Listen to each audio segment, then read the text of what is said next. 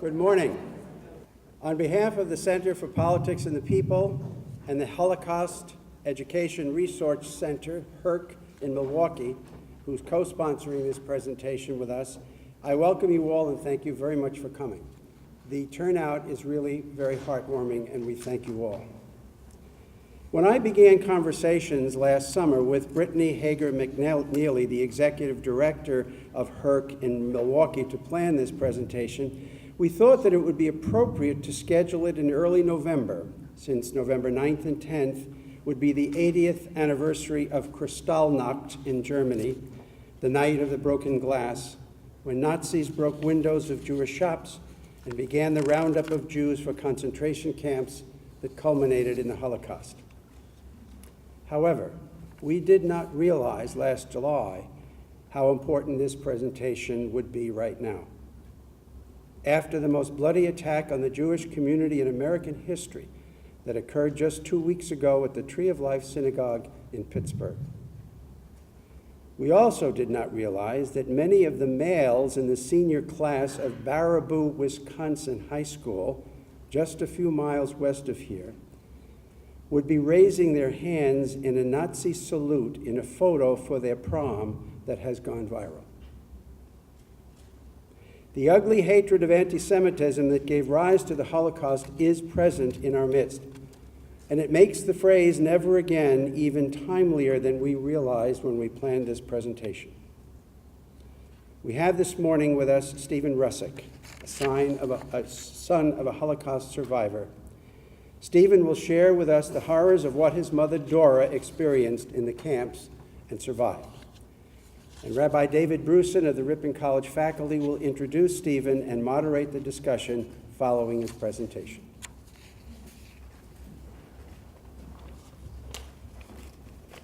Thanks, Brian. My wife and I lived in Skokie, a Chicago suburb, from 1976 to 1983. At that time, one of the largest concentrations of Holocaust survivors lived in Skokie. That may still be the case. And for that reason, a neo-Nazi group announced plans to march down the main shopping street in Skokie. Holocaust survivors and their children began meeting, trying to agree on an appropriate response. Some wanted to confront the marchers with bats. Others wanted to hold rallies, possibly in a synagogue or in a Jewish community center nearby, but away from the march. What we learned was that one can either stand by when despicable things are happening, or one can stand up for what is right.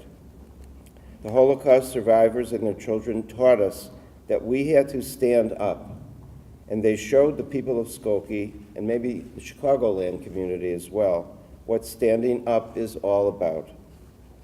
Ultimately, by the way, the Nazis decided to relocate their march in a different part of Chicago. Many years later, survivors' children were instrumental in creating the Illinois Holocaust Museum and Education Center in Skokie. You see, they are still carrying on the work of their parents by giving testimony and bearing witness and telling their stories so that such evil hopefully will never happen again. And that is why our guest speaker is here today, to stand up for his mother and for all the victims of Nazi genocide. The recent tragic slaughter of the Tree of Life Synagogue, at the Tree of Life Synagogue in Pittsburgh, that Dr. Smith just referred to, is a reminder that unfortunately there's still a lot of work to do. To set the stage for our guest, let me begin by reading a poem written by the son of Holocaust survivors. The name of the poet is Menachem Rosensaft. Menachem wrote this poem after standing outside his mother's former home in Poland many decades after she had left. Light cuts the rain-gray semi-darkness through curtains 60 years old, from across the street that should have been but never will be mine. I see shadows move behind windows where another family once lived. Same rooms, same walls, same bricks, perhaps even the same furniture. Here, the good church-going citizens watched and waited until the non-believers, the non-Poles, were finally taken away. Then they stole my mother's home, her bed, her clothes, my brother's toys, dead Jew reborn, to refuse to knock on their door, any door. I came to curse, only to find them cursed already. My final victory, I can leave. Even the air tastes bitter. Our guest today is Stephen Russick. He's the son of Dora and Shimon Russick, Zichronam Livracha, may their memory be a blessing. Both were born in Poland. Dora was a survivor of the Holocaust. Shimon was a liberator who served in the Russian army. Stephen has an older brother, Michael, and an older sister, Estelle. He was born and raised in Brooklyn, New York, in the predominantly Jewish seaside community of Seagate. He earned a bachelor's degree in chemical engineering at Northwestern University and a PhD in chemical engineering at the University of California, Berkeley. He is currently the chief engineering scientist of the Astronautics Corporation of America that has a base in Milwaukee. Stephen lives with, to use his words, his fabulous wife, Myra, in Glendale, Wisconsin. They have two daughters, both graduates of UW-Madison, Natanya and Zoe. His presentation will focus on the life of his mother, Dora, from her birth in Grodno, Poland, through the rising tide of anti-Semitism, the German occupation, imprisonment in Birkenau, liberation, and reunification with her uncle from America. Following Dr. Russick's remarks, there'll be time for questions, comments, and reactions. We started 5 minutes late, so we'll go 5 minutes beyond 12 o'clock. Thank you, Dr. Russick, for visiting Ripon today, and thank you for sharing your mother's story with us.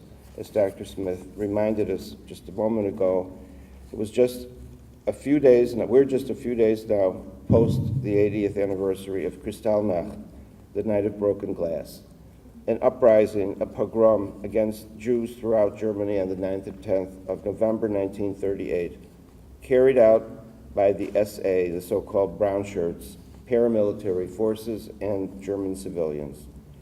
And to the students and staff of Ripon College and the greater Ripon community, I join Dr. Smith in thanking you for coming, demonstrating your willingness to stand up. Dr. Russick.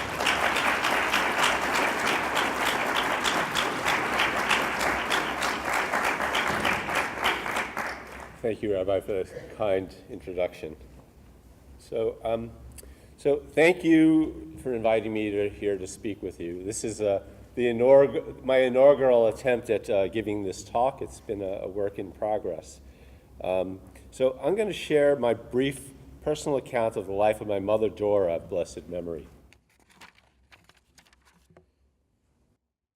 My parents, Dora and Shimon, were born in post-World War I Poland. Poland, which was sandwiched between Germany and Russia, was reborn as an independent country in the aftermath of World War I. My parents saw themselves as Litvaks, Eastern European Jews with religious customs traceable to Vilna or Vilnius in Lithuania. Grodno was a large town with a population of about 35,000 people. Jews were an ethnic and religious minority in Poland, comprising about 10% of the population of Poland, but a bit more than 50% of the population of Grodno. The vast majority of Jews of Poland look, dress, eat, and speak differently than their neighbors. Dora was born in December 1923 to my grandparents, Motel and Shana Libby Jablonik. Dora was the second oldest of 4 children, 3 of which are shown in the photo on the left. Motel, the son of Riva Leah and Avram Jablonik, and his 2 brothers, Chaim and Velvel, play a prominent role in my mother Dora's story of survival. The photo on the right depicts a bridge crossing the Niemen River. Dora's home is about 50 yards to the right of this photo. Please take note of this bridge. It'll appear again. So Dora grew up in a modest home along the banks of the Niemen River. My grandfather, Motel, was a road construction foreman, and my grandmother, Shana Libby, was a homemaker. Dora's world was centered on Jewish faith, culture, education, and the Zionist youth organization to which she belonged. Here I'll play a little clip from my mother's video from the Shoah Foundation. Did your parents attend a synagogue on the Sabbath? My father. And what about on holidays? Oh yes, my mother and my father. And even I remember I used to come. And it was such a cheerful experience seeing the whole family, my uncles. Don't forget that my mother was the oldest in the family, was 9 children. And my uncles were the youngest, some of them. And I used to say to my youngest uncle, "You'll wait till I grow up and I'll marry you." That was my idea. That's why the relationship, I loved them so much. We used to spend beautiful days there on the Yemen, on the river, because the woods, they used to bring woods for the material for the shingles. And my uncles used to make from the wood kayaks. I don't know if in English you call it kayaks. Is that some sort of a boat? Boats, a lot of boats they had. And I used to go out with my uncles. Used to come swimming there. And I had a very happy childhood. Did you have brothers and sisters? Yes, I had 2 sisters and a brother. One sister was older, Rachel. The younger was Fegele, and my little brother was Abraham. Tell me what you remember about your family celebrating the holidays. It was beautiful. We What- celebrate every holiday. What do you remember about going to school? Well, when I was very young, we lived in Verstadt, and that was better times for us. And my mother registered in a Hebrew school, the Talmud, they call it the Talmud. So I started from the kindergarten, like they call it in Hebrew, Gan Yeladim. I finished, and there are 3 classes. I finished the 3 classes, and then I had to go to continue in the city. They had, the Talmud was a very prestigious school. They had even a seminar to train teachers in Hebrew. But unfortunate, I couldn't, my parents couldn't send me there. I wanted very much. The times were different. The anti-Semitism were blowing out of proportion. My father already at that time lost a lot of contracts. They gave the work, the hard work, they gave better to the Poles. And I couldn't. I could, but my parents couldn't pay for me. So I want a lot of things, and I just couldn't. I could, but the times were bad. That's why I said, that time, if I'll marry and I'll have children, I'll do anything in the world that my children should be educated. So Motzel's brother Chaim, the photo I showed you earlier, anglicized as Herman Yablokov, emigrated to the U.S. in 1924. By 1935, he had become a star of the Yiddish-speaking world. His stage and radio persona, Der Payatz, the clown, is similar to that of David Bowie's Ziggy Stardust of the 1970s, or perhaps Lady Gaga of recent times. He performs in the US and Canada and Argentina and hosts a radio show in New York City. He will show up later in our story. Here is a brief clip of his well-known klezmer song, Papa Rosen.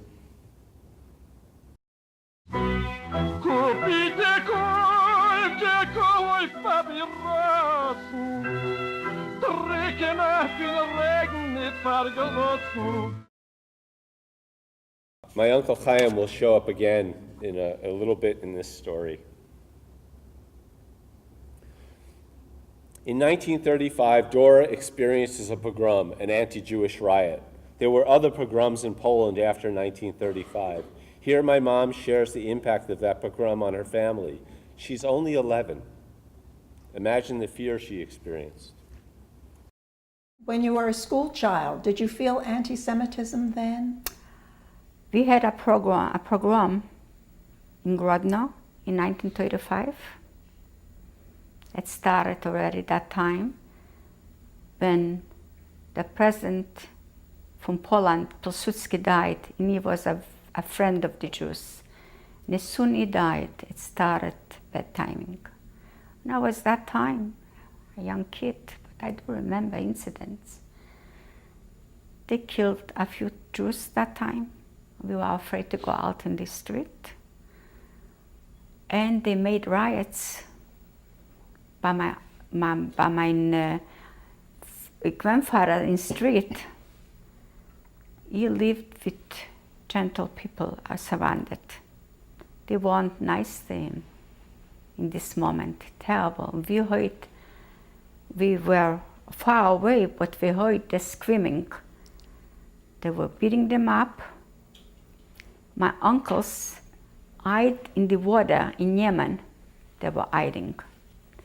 But where we lived, the Jews, the men organized themselves in one house. And they took anything what they had in the house, like iron, a stick.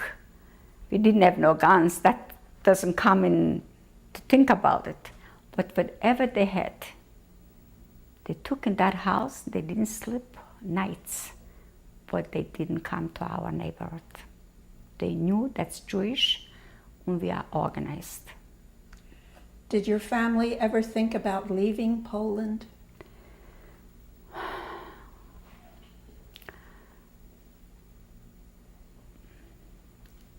Everybody wanted to leave Poland,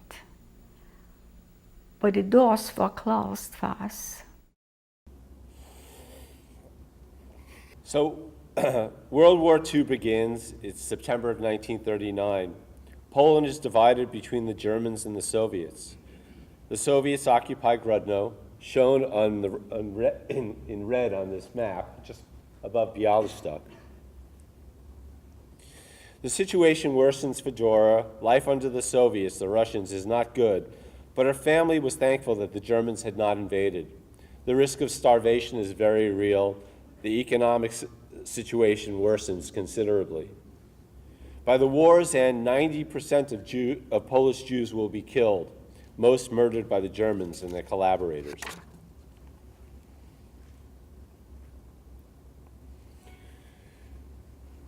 In June, Germans attack their Soviet allies. The Germans now invade Grodno. This film clip shows the Germans crossing the bridge in the photo I shared with you earlier. Dora's home is about 50 yards away to the right of the bridge on the side closest to us. She crosses that bridge just a little bit later that day.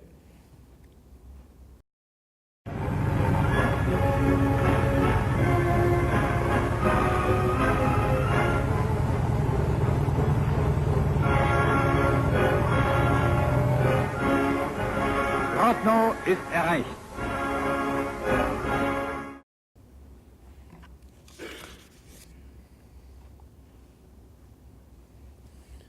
The horror of the Shoah begins for Dora and the Jews of Grodno. Life for them is defined by fear, humiliation, hunger, theft, forced labor, death, terror, and organized murder. For example, Jews are forced to walk in single file in the middle of the streets. They must wear yellow patches on their clothing and are expected to surrender their valuables and money. Failure to comply could lead to severe physical punishment. Incidents of mass murder by the Germans begin. These are rare images depict Jews being herded into the Grodno ghettos. In the context of World War II, a ghetto is a place surrounded by barbed wire, walls where Jews were confined. It was very crowded. Disease and starvation were commonplace. Dora and her parents, younger sister, and brother live in ghetto number 1. Life for Dora and her family were very harsh. As she said, the whole life was a risk. Every minute of every day we were humiliated. They live with friends in a small apartment in ghetto number 1. Dora and a few young women are selected to be slave laborers working a short distance outside the ghetto gates. Here she recounts a harrowing experience. But when the Germans came in, they established the ghetto, they made a factory there from rags. Rags was a very, very big industry in Poland. It was international maybe, not only in Poland. It was a rich industry. And we had a man in Grodno, Schlossberg, that he was a specialist in this field.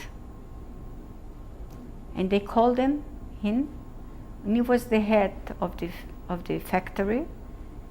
But we are, and 5 girls, he lived in our place in ghetto, and he chose 5 girls from our place. And we had, okay. We will pause now to change the tape. Okay. You were talking about the rag factory. Can you tell us more about that? Yes. We were pleased with our work, not being outside, not the German around us. The head of this place was a Volksdeutsch, and he treated us, I would say, very good. And we had on the peasant used to bring, under the rags, used to bring food. We could organize, buy from them and bring in to the ghetto. It was a risk, but the whole life was a risk. If you die for hunger, it's a risk, or you die to bring in something. We didn't care. We had to help the family. And one day, we went out from the ghetto, and we weren't allowed to walk on the sidewalk. We had to walk in the gutter. That was the rules. And a certain amount of feet from each other, we shouldn't be able to talk to each other. And as we walk, the street is Brugitska, I remember, because a little further was our place from work. And we met a Polish policeman. And he said to us, where we're going, and we're showing him that we're legal, that we have a Bescheinigung. So he said, but you didn't walk legal in the gutter. You were too close to each other, and you were talking to each other. We did not. But that's the way they were. And he took us to the Gestapo. We came to the Gestapo, and they put one by one on a big wooden table, told us to let whatever we wore that time, F naked, took off a whip on the wall, like now, I remember. To the end was lead, finished with lead. And he beat us to death. I don't know how we survived. The blood was running. Stop.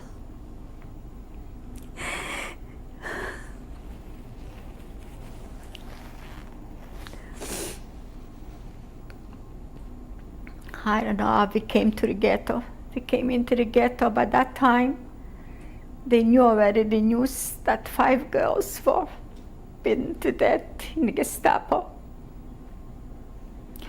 I came home. My mother asked me, why you came home so early? He said, well, he gave us, it's not too much to work. He gave us off a few hours. So she said, I'll make you something to eat. Sit down. I couldn't sit. And I didn't want to tell her to hide her. She was so hurt. So the liquidation of the ghetto, of the Grodno ghetto, begins in November 1942. Dora witnesses the scene in the top left photo from the rag factory where she worked. Jews from Grodno were marched to Kelbasin, a camp 6 miles from Grodno.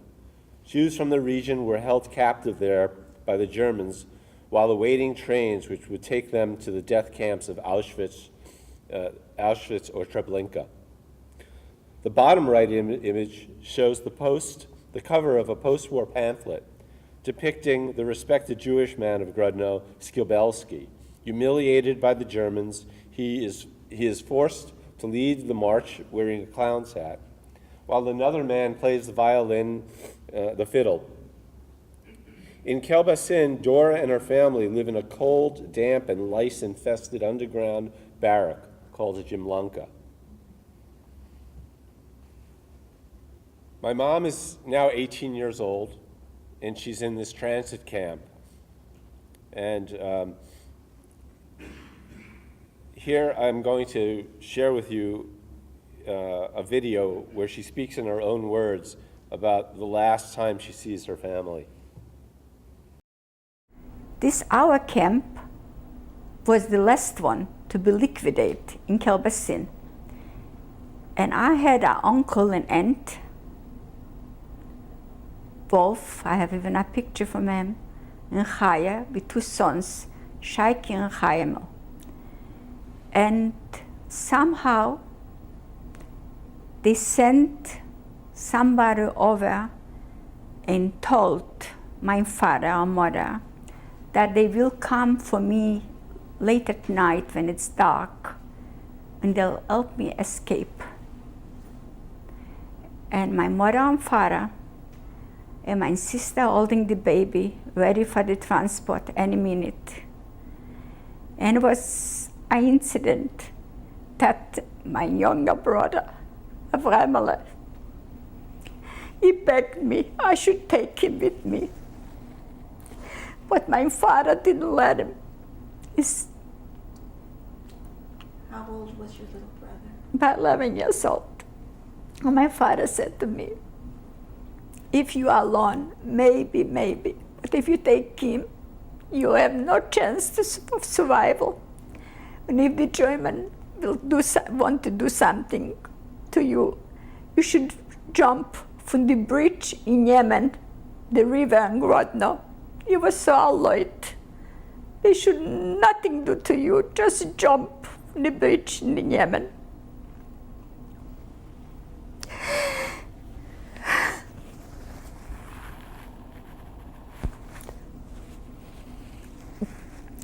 That night, I said the last goodbye to my family. And my father said, if you survive, when I have a feeling that you survive, I'll leave you, my brother, and I'm in the States, in America. He'll be like a father to you.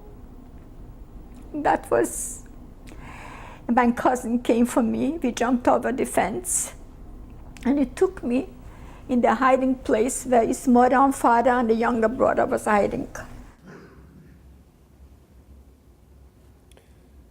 The escape of Velvel, Chaya, Shaiki, and Chayamel and Dora is unsuccessful. Karl Rinsler, the sadistic commandant of Kelbasin, holds the captured escapees for a week prior to returning them to the Grodno ghetto. Each day he enters the barrack where my mother Dora and my great-aunt Chaya are held. He counts off every fifth woman in the barrack and murders them with a pistol. He brutalizes Dora and her aunt Chaya. It's a miracle they survive. They return to the ghetto. My grandfather mutters words to my mom, "You will survive, and you will go to America, and my brother Chaim will be your new father." Provide hope, which will sustain her through the darkest days in Birkenau. Dora is married to Lova Sokol, Dora's longtime boyfriend, and 4 weeks later, they are deported to Auschwitz-Birkenau. My mom talks about the train trip. They took us to Auschwitz. How were you transported? And the wagons were closed closed doors, no air at all, no water, like sardines. So many people faded and died. The elderly people special. 3 days was a long, long journey, day and night. When we came, this was new to us, Auschwitz. So Mom enters Birkenau. She's 19 years old. Pretty much the same age as the majority of you here today. When Mom was asked why she survived, she said, "I have no answer. I did nothing special I should survive. I was not stronger. I was not smarter. She often told me it was luck or just meant to be." Nevertheless, as I got to know survivor friends of my mom, a pattern emerged which explains at least part of why survival had better chances they could have better chances for survival in Birkenau. And it ultimately was about interdependency. Lagerschwester and camp sisters, the bond between the women in the camp that became surrogates for family, friends from Grodno, their Landsleit, people from their hometown, which became a broader community. These relationships and memories of better days in the past provided hope. Hope held them to choose life instead of slitting their wrists or jumping on the electric wires, as Mom described choices that were made by many other women she knew in the camp. As Frankel has pointed out, they were left to choose how to live.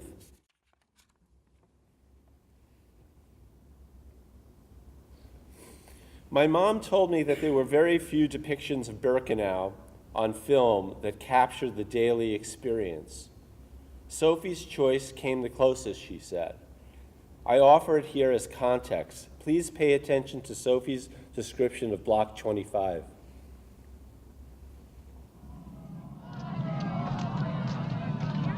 The day they took me to work for Hus, I was forced to walk past Block 25. That is where they took the prisoners that was selected for extermination. The people there were made to stand for sometimes days. They was naked and they had no water. And their hands reach out from the bars and cry and plead. In the summer of 2017, I met Elaine Culbertson, the daughter of Dora Freilich, depicted here in the image. Elaine and I, through a set of truly remarkable circumstances, which we'll be talking about in April of this coming year, next year, learned that Dora Freilich and my mom Dora befriended one another in Birkenau. Here is Dora Freilich in 1984 talking about her experience in Birkenau and meeting my mom. Hope often comes unexpectedly. It was like a helping hand. Everybody tried to encourage everybody else. The older ones tried to do it to the younger. By older, I mean the 25, 27-year-old look to us like we are, children, and they are the older. So they tried to encourage us to try to keep clean, to try to be good to each other, try not to steal the food from each other. And we always paired off like two together. If we got a portion of bread, we ate one in the morning and we kept one. Otherwise, we put together both our portions. We ate one together and we kept one for Seder. I was with a girl that was not from my town, and she was from Grodno, and her name was Dora too.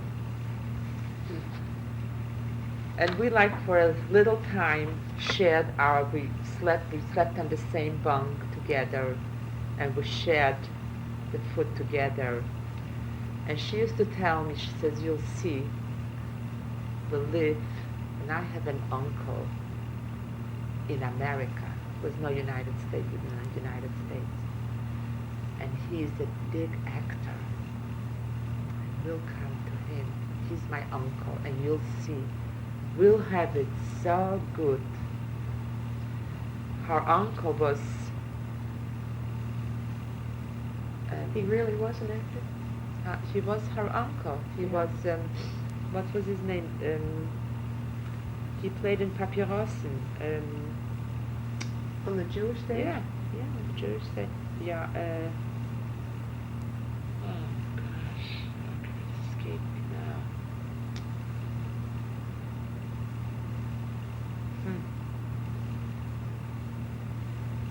Oh, I forget his name now. I don't think he's alive anymore, but he played in the play Papyrossen, Right. in Cigarettes, Mm-hmm. with his wife, and that was her uncle, that was her father's brother. And obviously they stayed in contact very close because she knew that his place, the Jewish theater, she even knew Brooklyn. We called it Brooklyn. O was the O in Polish. Mhm. And two O's made it bigger of us, so Brooklyn. And she said, you'll see. He'll be so good to us because he always sends us money. This is where we come back, that the families did help. He sent us for every Yom Tov. He sent us money, and we have something to live on. And we'll be with him. He lives in Brooklyn. That sounded like heaven. That sounded like heaven. That gave you a little bit of hope. It was very little left. Very little. We knew that people were killed, but people were burned. We knew that there was the crematoriums going day and night. We knew that there is nobody left, but you somehow hope that maybe there is somebody that ran away, maybe on the outside. Yablokov. What is that? That was the name of the actor. I knew. Oh, I knew because he was a very famous.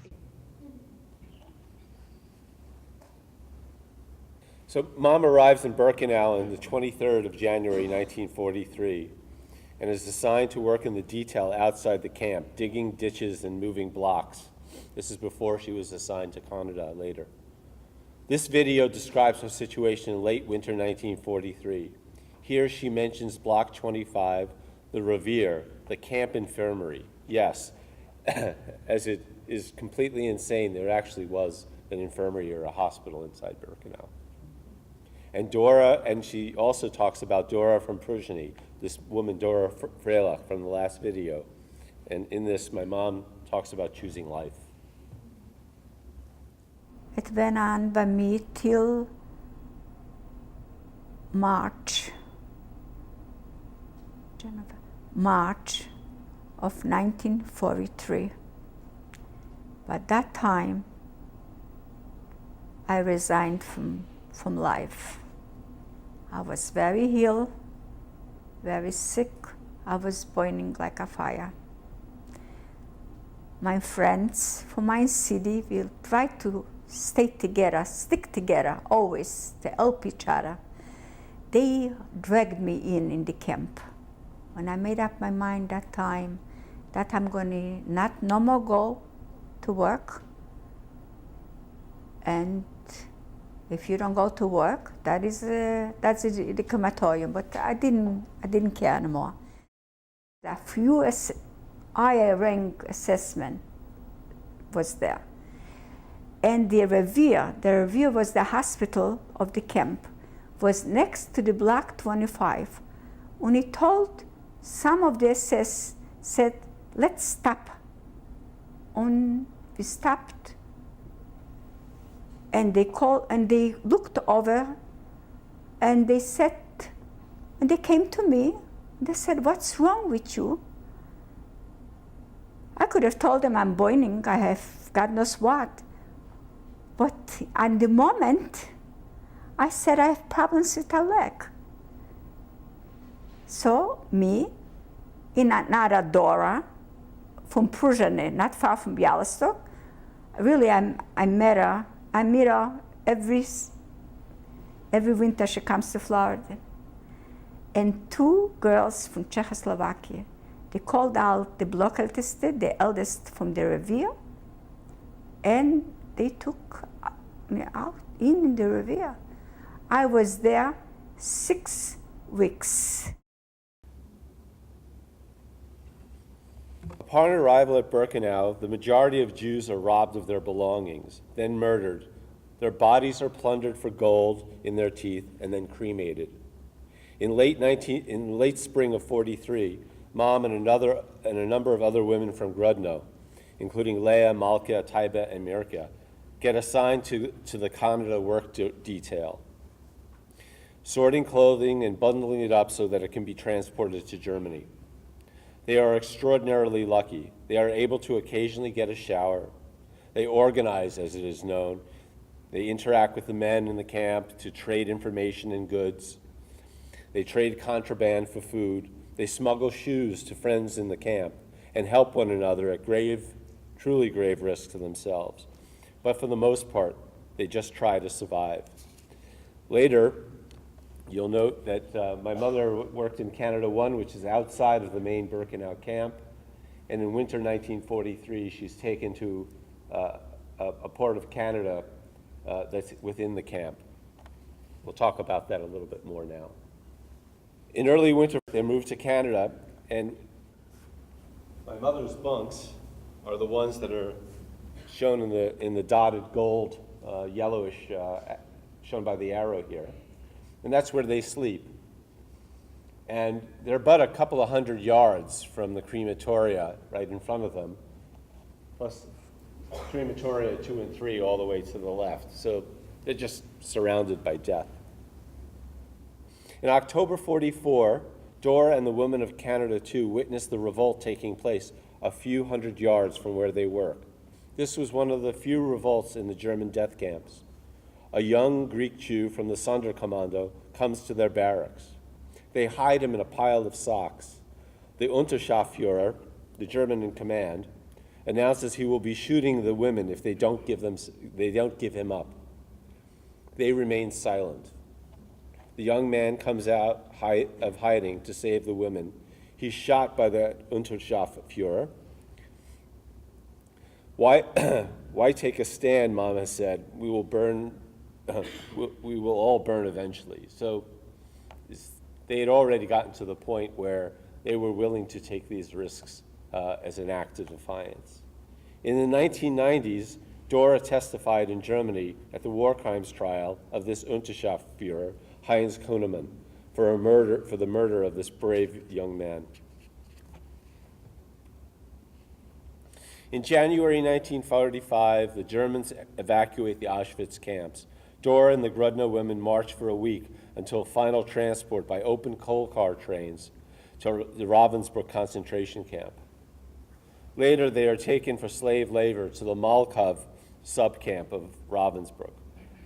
Sometime further later, with the Soviets nearing, the Germans fearing retribution, the remaining survivors are eventually taken on a death march.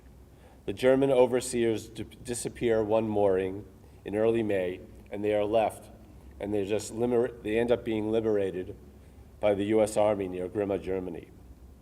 Mom was asked about the evacuation and the death march, if they were allowed to rest. She said, "If you want to rest, you rested forever." Weeks later, having recovered some strength, the women decide to return to Grodno. They are unsuccessful. They are interred by the Soviets in a moving camp to be taken to Siberia. The camp commander turned out to be Jewish and released them near the town of Kovel. In Kovel, my mom meets my dad, Shimon Rosenbaum. Shimon escaped to Russia with his brother Yaakov and later served in the Soviet army, where he fought and was critically wounded in the Battle of Berlin. Months after arriving in Kovel, the camp sisters were married together under a single chuppah, a wedding canopy. Avoiding a new wave of anti-Semitism in post-war Poland, my parents leave with a bricha, eventually ending up in a displaced persons camp near Wegscheid, Austria. From the DP camp, Mom locates and contacts her Uncle Chaim in America. Unknown to Mom, Uncle Chaim, Herman Yablokov, that Yiddish actor we've been talking about in the background, is making preparations to tour DP camps in Germany, Austria, and Italy to entertain refugees waiting for new places to call home.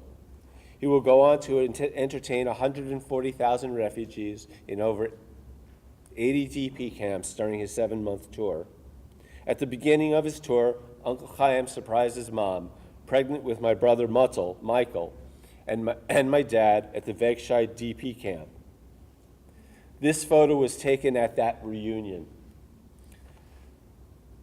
The plan conceived by my grandfather Mutzel and his brother Velvel in Kelbesin is realized. Uncle Chaim makes preparations to help my parents emigrate to the U.S.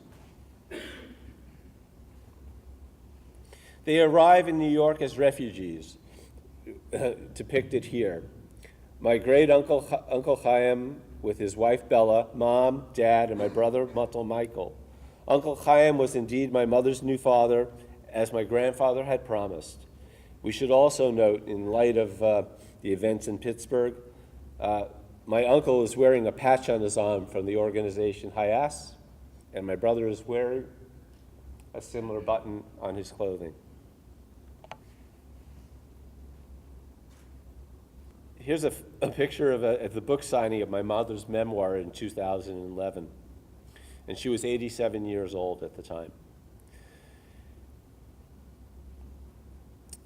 It was a signing ceremony for her book, her memoir. Every day in my mind I have this. Dora passed away on the 16th of Elul, 5775, 2015 on the secular calendar. She was 91 years old. She kept her promise, she told her story, and she did everything possible to ensure that my brother, my sister, and I were well educated.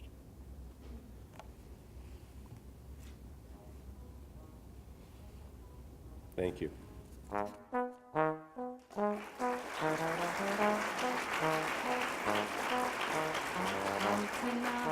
An der Bulgeke finsteren Mitte steht ein Ingale vertreuert in Kitzacharim den Regen schützt im Nordwand.